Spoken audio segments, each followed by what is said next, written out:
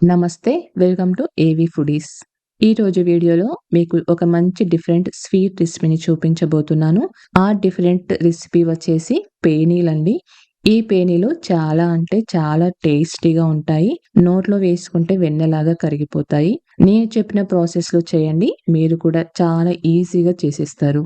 ఈ పేనీలని మనం ఒక 1 మంత్ వరకు స్టోర్ చేసుకొని అయినా తినొచ్చు. ఒక్కసారి మీరు వీటిని టేస్ట్ చేశారంటే మీరు మళ్ళీ మళ్ళీ చేసుకొని తింటారు. అంత బావుంటాయన్నమాట. ఇంకా లేట్ చేయకుండా వీడియోలోకి వెళ్ళిపోదాం. ఇప్పుడు పేనీలని ప్రిపేర్ చేసుకోవడానికి 1/2 కేజీ మైదా పిండిని తీసుకుంటున్నాను. ఇందులో చిటికెడు ఉప్పుని వేసుకొని కొద్ది కొద్దిగా వాటర్‌ని వేసుకుంటూ పిండిని ఇలా మెత్తగా కలుపుకోవాలి. పిండిని కలిపేటప్పుడు కొద్దిగా ఆయిల్‌ని వేసుకొని కలుపుకోండి. అప్పుడు పిండి అనేది సాఫ్ట్‌గా ఉంటుంది. ఈ విధంగా చపాతీ పిండిలాగా కలుపుకొని మూత పెట్టి ఒక 30 మినిట్స్ నానబెట్టుకోండి. నెక్స్ట్ మిక్సీ జార్‌ని తీసుకొని 1.5 కప్పు వరకు షుగర్‌ని వేసుకొని 4, 5 యాలకుల్ని వేసి మెత్తగా పౌడర్ లాగా చేసుకొని పక్కన పెట్టుకోండి. ఇప్పుడు ఒక బౌల్‌లో 1 కప్పు వెన్నను తీసుకోండి. నేనైతే ఇంట్లోనే ప్రిపేర్ చేసుకున్న వెన్నని తీసుకుంటున్నాను. మీరు షాప్‌లో బటర్‌ని తెచ్చుకొని అయినా చేసుకోవచ్చు. ఇప్పుడు ఇందులో 3 టీ స్పూన్ల బియ్య పిండిని వేసుకొని మిక్స్ చేసుకోవాలి. బటర్‌లో పిండిని వేయడం వల్ల బటర్ అనేది మనకు మెల్ట్ అవ్వకుండా ఉంటుంది. ఈ బటర్ అండ్ బియ్యపు పిండిని బాగా మిక్స్ చేసుకొని పక్కన పెట్టుకోండి. చూడండి, మనకి కన్సిస్టెన్సీ అనేది ఈ విధంగా ఉండాలి. నెక్స్ట్ 30 మినిట్స్ తర్వాత మైదా పిండి అనేది చక్కగా నానిపోయి ఉంటుంది. ఇప్పుడు ఒకసారి పిండిని బాగా మిక్స్ చేసుకొని కొద్ది కొద్దిగా పిండిని తీసుకొని చపాతీ ముద్దల్లాగా చేసుకోండి. పిండి ముద్ద ఈ సైజులో ఉంటే సరిపోతుంది. ఇలా పిండి మొత్తాన్ని ముద్దలుగా చేసుకొని పిండి ఆరిపోకుండా ఉండడానికి పైన మూత పెట్టి పక్కన పెట్టుకోండి. ఇలా చేసుకున్న తర్వాత ఒక్కో పిండి ముద్దను తీసుకొని కొద్ది కొద్దిగా పిండిని చల్లుకుంటూ చపాతీలాగా తాల్చుకోవాలి.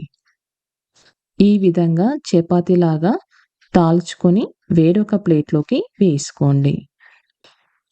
ఇలాగే ఒక 3, 4 చపాతీలను చేసుకొని పక్కన పెట్టుకోండి. ఈ విధంగా చపాతీలను చేసుకున్న తర్వాత ఒక్కొక్క చపాతీని తీసుకొని చపాతీ మీద మనం ఇందాక మిక్స్ చేసుకున్న బటర్‌ని అప్లై చేసుకోండి. ఎక్కడ కూడా గ్యాప్స్ లేకుండా ఈవెన్‌గా పల్చగా అప్లై చేసుకోవాలి. మరీ ఎక్కువగా అప్లై చేసుకోకూడదు. ఇలా వెన్నని అప్లై చేసుకున్న తర్వాత ఇలాంటి గరికతో కానీ లేకపోతే చాక్‌తో కానీ ఇలా సన్నగా పీసెస్ లాగా కట్ చేసుకోవాలి. ఇలా కట్ చేసుకున్న పీసెస్‌ని ఒక్కొక్క పీస్‌ని ఇలా రోల్ చేయండి. ఒక 2 పీసెస్‌లను కలిపి ఒక ముద్దలాగా చుట్టండి. మనం పూరి ముద్దని ఏ సైజులో తీసుకుంటామో ఆ సైజులో చుట్టుకోండి. ఇలా చుట్టుకున్న ముద్దని ఇలా చేతిలో పెట్టుకొని ఈ విధంగా లైట్‌గా ప్రెస్ చేయండి. ఇలా అన్ని చపాతీలను ఈ విధంగానే అప్లై చేసి కట్ చేసి ఇలా ముద్దల్లాగా చేసి పక్కన పెట్టుకోండి.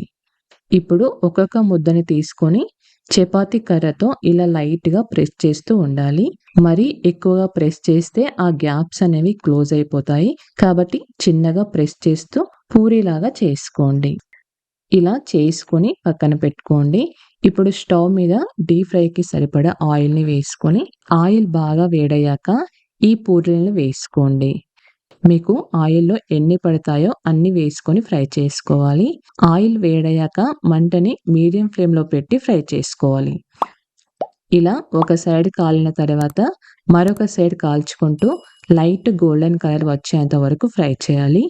ఈ విధంగా ఫ్రై అయ్యాక మరొక ప్లేట్‌లోకి వేసుకోండి. మిగతావన్నీ కూడా ఇలాగే ఫ్రై చేసుకోవాలి. చూడండి, గ్యాప్స్ అనేవి ఎంత క్లియర్‌గా కనిపిస్తున్నాయో. ఇప్పుడు ఒక ప్లేట్ తీసుకొని మనం గ్రైండ్ చేసి పెట్టుకున్న షుగర్ పౌడర్‌ని వేసుకోండి. ఇప్పుడు ఒక కప్ పూరిని తీసుకొని షుగర్‌ని ఇలా అప్లై చేయండి. మనం షుగర్ అప్లై చేసేటప్పుడు పూరి మరీ వేడిగా ఉంటే షుగర్ అనేది ఎక్కువగా పీల్చుకుంటుంది. అందుకే కొద్దిగా చల్లారిన తర్వాత అప్లై చేసుకోవాలి. మరీ చల్లగా కూడా అవ్వకూడదు. చూసారు కదా, షుగర్ అనేది చాలా చక్కగా పట్టేసింది.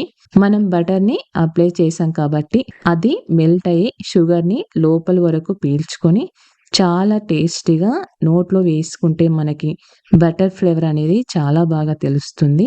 మీరు కూడా తప్పకుండా ఈ విధంగా ట్రై చేయండి. కొంచెం ప్రాసెస్ అనేది లెంత్‌గా ఉంటుంది కానీ టేస్ట్ మాత్రం అద్దరిపోతుంది. సో ఫ్రెండ్స్, చూసారు కదా నా వీడియో. మీకు నచ్చినట్లయితే లైక్ చేయండి, షేర్ చేయండి, కామెంట్ చేయండి.